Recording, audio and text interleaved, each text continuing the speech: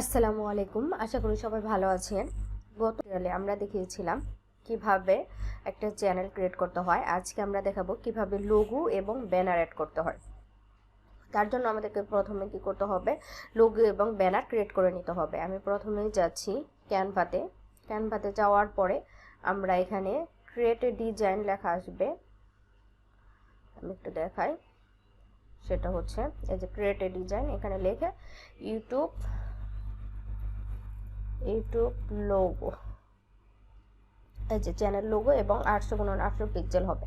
একটাতে চাপ দিলে এটা আসবে এবং এখানে অনেক ডিজাইন পাওয়া যাবে। সেটা হচ্ছে ডিজাইনগুলো কতগুলো প্রো এবং কতগুলো ফ্রি। আমি এরকম একটা ডিজাইন চুজ করে নিলাম। নেওয়ার পরে এখন আমি এটাকে চেঞ্জ করব। আমার চ্যানেলের নাম হচ্ছে ইসমাইলস শো। এটাকে আমি ডিলিট করে দিয়েছি, ইসমাইল শো ক্রিটিক্যাল। ওকে, আর এটার হচ্ছে আমি কালারটা চেঞ্জ করে নেব। এখান থেকে আমি কালারটা চেঞ্জ করে নিব, যে কালার আমার ভালো লাগে। ইউটিউব ব্যানার লিখে সার্চ দিলাম। এই যে ইউটিউব ব্যানার, এই যে 2560x1480 পিক্সেল। এটা মোবাইলে কিভাবে দেখাবে এবং পিসিতে কিভাবে দেখাবে সেটার জন্য আমাদের একটা আলাদা লাইন আছে। এই যে আমার এই অংশটুকু হচ্ছে আমার, আমি যদি এটাকে দেখাই, এটা হচ্ছে প্রো, এটা নেওয়া যাবে না। প্রোগুলাই যে এই চিহ্ন থাকে, এগুলো কিনে নিতে হবে।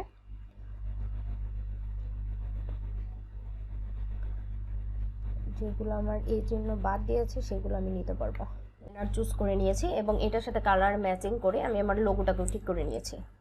ঠিক আছে, লোগোটাকে কালারটা শুধু চেঞ্জ করে দিয়েছি। কালারটা কীভাবে চেঞ্জ করলাম, এখান থেকে হচ্ছে আমি এই কালারে গেলাম। যাওয়ার পরে এখান থেকে এটার যে কোড আছে, কালার কোড, এখানে কালার কোডটা কপি করে আমি এখানে বসিয়ে দিয়েছি। এটার ব্যাকগ্রাউন্ডও বসিয়ে দিয়েছি। এভাবে হচ্ছে কালার কোডটা আমি নিয়েছি। এখন এইটাকে আমি ডিজাইন করব। এখানে আমি আমার চ্যানেলের নামটা দিই ইসমাইলস শো।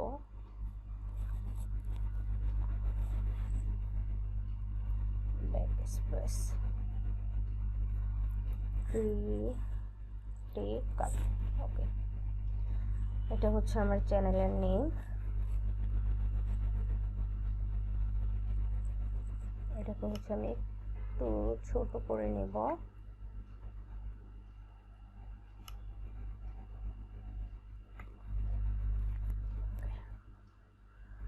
আর আমি এখানে এটা দিতে চাচ্ছি না, এই পিকচারটা দিতে চাচ্ছি না। সেক্ষেত্রে আমি কি করব, এটাকে আমি এডিট করব। ফটোটাকে এডিট করার জন্য এই ফটোটাকে আমি ব্যাক স্পেস দিলে চলে যাবে। এখানে আমি যে কোনো ফটো ইম্পোর্ট করে নিয়ে আসতে পারবো। এখানে আমি চাচ্ছি যে আমার চ্যানেলের লোগোটাকে আমি নিয়ে আসবো। এখন কি করতে হবে, আপলোড করতে হবে। আপলোডে গিয়ে আপলোড ফাইলস থেকে এখানে হচ্ছে আমার লোগোটাকে আমি নিয়ে আসবো।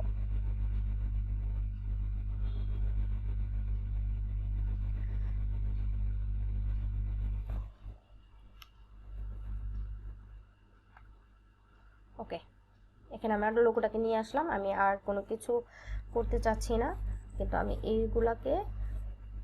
আমি এই অংশটাকে রাখবো না, এগুলো আমার ভালো লাগছে না। জাস্ট সিম্পল রাখবো। প্লাস চিহ্ন এটাও আমি অন্য কোথাও বসিয়ে দেব। এটাকে আমি এখানে বসিয়ে দিচ্ছি।